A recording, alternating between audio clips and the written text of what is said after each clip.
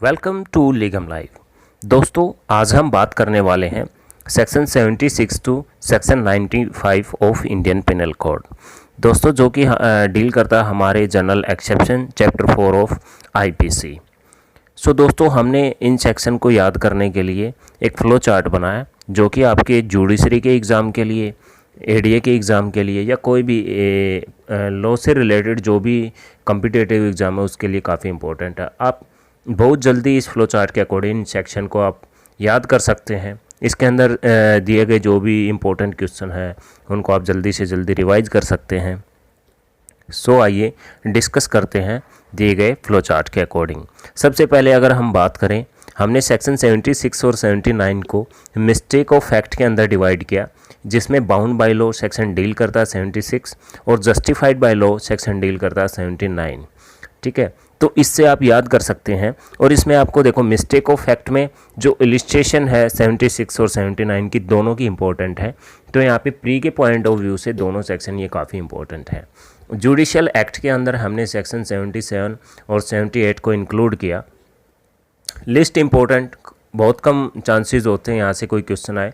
हाँ, कई बार यहाँ पे सेक्शन पूछ लिया जाता है, जैसे 76 जो भी सेक्शन है हमारा आईपीसी का, 77 जो भी सेक्शन है हमारा आईपीसी का, वो किससे डील करता है।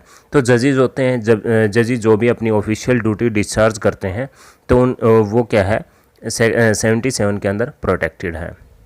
उसके अलावा 78 के अंदर हैंगमैन है या कोई अदर ऑफिशियल्स है, जो भी किसी पर्सन को कन्विक्शन दी गई है या उसको पनिशमेंट दी गई है, उस केस में उनकी जो एग्जीक्यूशन रहती है उस केस में जेलर है, हैंगमैन है, उनको यहाँ पे 78 के अंदर प्रोटेक्शन दी गई है। उसके अलावा हम बात करें सेक्शन 80, जो कि डील करता है एक्सीडेंट से। कोई भी ऐसा एक्सीडेंट हो जाता है जिसमें ड्यू केयर और अटेंशन के साथ अगर कोई आप काम कर रहे हैं और एक्सीडेंट हो जाता है, तो वहाँ पे क्या है, आपको 80 के अंदर प्रोटेक्शन है। लेकिन यहाँ पे इम्पोर्टेंट चीज़ ये है कि आपने ड्यू केयर और अटेंशन के साथ ये काम करना है। इसकी जो इलिस्ट्रेशन है सेक्शन 80 की, वो काफ़ी इंपॉर्टेंट है। बेयर एक्ट में आप इस इलिस्ट्रेशन को ज़रूर पढ़ के जाएं, क्योंकि डायरेक्ट इनडायरेक्ट वे में ये आपसे जुडिशरी के एग्ज़ाम में या कोई भी अदर लॉ से रिलेटेड कोई भी एग्ज़ाम है वहाँ पे पूछ लिया जाता है। उसके बाद हम बात करते हैं नेसेसिटी। नेसेसिटी जो भी सेक्शन है ये इट इज़ आल्सो इम्पोर्टेंट, क्योंकि इसके अंदर एक लैंडमार्क जजमेंट है, डूडले और स्टीफन की जो जजमेंट है। डूडले वर्ड से आप इसको याद कर सकते हैं। तो नेसेसिटी के केस में आप को यहाँ पे उनको स्टीफन और डूडले को प्रोटेक्शन नहीं मिली थी, तो ये एक इम्पोर्टेंट सेक्शन है नेसेसिटी। इसकी भी जो इलिस्ट्रेशन है वो भी काफ़ी इंपॉर्टेंट है। उसके बाद हम बात करें सेक्शन 82, 83, 84, 85, 86। हमने इन क्या है कि 5 सेक्शन को इनकैपेबिलिटी के अंदर इंक्लूड किया। इन्फेंट में 82, 83, 82 और 83 में जो देखने वाली बात यह है, 82 डोली इनकैपेक्स और 83 डोली कैपेक्स। ठीक है, ये लीगल मैक्सिम है, इनको आपने याद रखना है। 82 और 83, 82 डील करता है डोली इनकैपेक्स और 83 डील करता है डोली कैपेक्स। ठीक है, तो यहाँ पे दोनों सेक्शन में 3 से 4 प्री के क्वेश्चन बनते हैं। डोली इनकैपेक्स पूछ सकते हैं, कौन से सेक्शन से डील करता है। जो बच्चा है उसकी इन्फेंट बच्चा, उसकी एज आपसे पूछ सकते हैं। तो 7 साल से कम जो भी एज के बच्चे हैं या 7 साल जिसकी एज है वो 82 के अंदर फॉल रहेगा, और 7 साल और 12 साल के बीच में जो भी बच्चा रहता है वो 83 के अंदर इंक्लूड रहेगा, यानी 83 के अंदर आएगा। ठीक है, जो कि डोली कैपेक्स है। तो यहाँ पे इन्हीं में से डायरेक्ट इनडायरेक्ट वे में आपसे प्री के पॉइंट ऑफ व्यू से क्वेश्चन पूछ सकते हैं। ओके, डोली इन कैपेक्स का मीनिंग होता है कि कोर्ट यही प्रज्यूम करेगा, कोर्ट यही मानेगा कि कोई भी बंदा है वो इस तरह का ऑफेंस कर ही नहीं सकता जिसकी एज 7 साल से कम है, यानी कि वो इनकैपेबल है। डोली इनकैपेक्स यानी वो इनकैपेबल है क्राइम करने में। ठीक है, और 83 में डोली कैपेक्स वो कैपेबल है, लेकिन उसका जो मैच्योरिटी लेवल है वो देखा जाएगा, उसका माइंड सेट है वो देखा जाएगा कि उसका माइंड कितना मैच्योर है। तो ये 83 से डील करता है। उसके बाद इंसेन 84 आपने याद कर रहा है, इंसेन 85 इंटॉक्सिकेशन। 85 और 86 के जो भी सेक्शन है वो इंटॉक्सिकेशन, वॉलंटरी इंटॉक्सिकेशन जो वर्ड है वो काफ़ी इंपॉर्टेंट है इसके अंदर। उसके बाद हम बात करें कंसेंट। कंसेंट को लेके हमने सेक्शन को अलग अलग डिवाइड किया है, विद कंसेंट और विदाउट कंसेंट।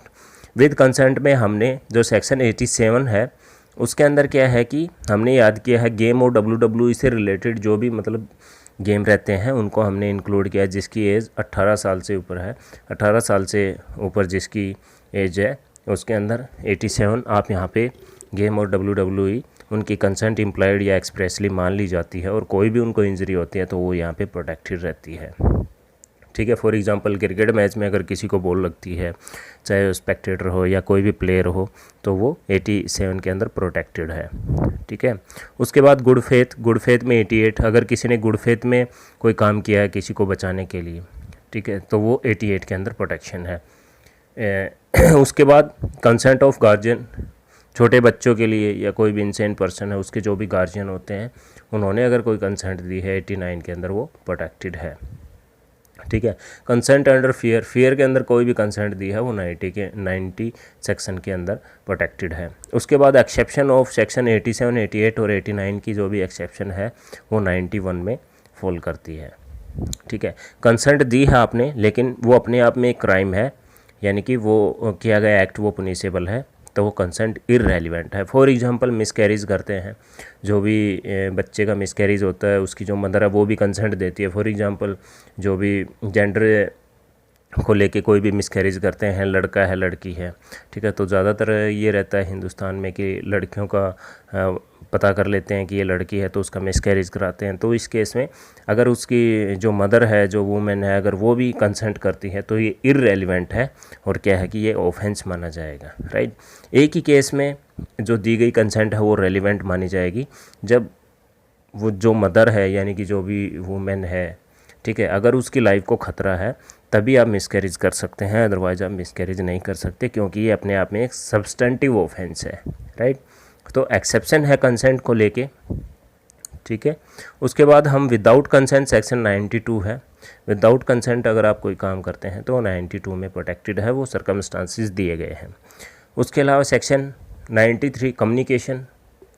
ठीक है, कम्युनिकेशन से आपने याद रखना है 93, आप इस तरह का कोई भी कम्युनिकेशन करते हैं जिसको एकदम इंजरी होती है। फॉर एग्जांपल अगर कोई हार्ट का मरीज़ है और आप इस तरह का कोई शॉकिंग न्यूज़ देते हैं तो ये क्या है कि फिर आपको प्रोटेक्शन नहीं है। आपने कम्युनिकेशन करना है तो आप अच्छे से कीजिए, आपको पता है कि उनकी हालत बड़ी ख़राब है, उस केस में आप इस तरह का कोई भी कम्युनिकेशन नहीं कर सकते जो उसको हार्ट को या किसी ऐसे ऑर्गन को एकदम शॉक करे, तो आप इस तरह का कम्युनिकेशन नहीं कर सकते।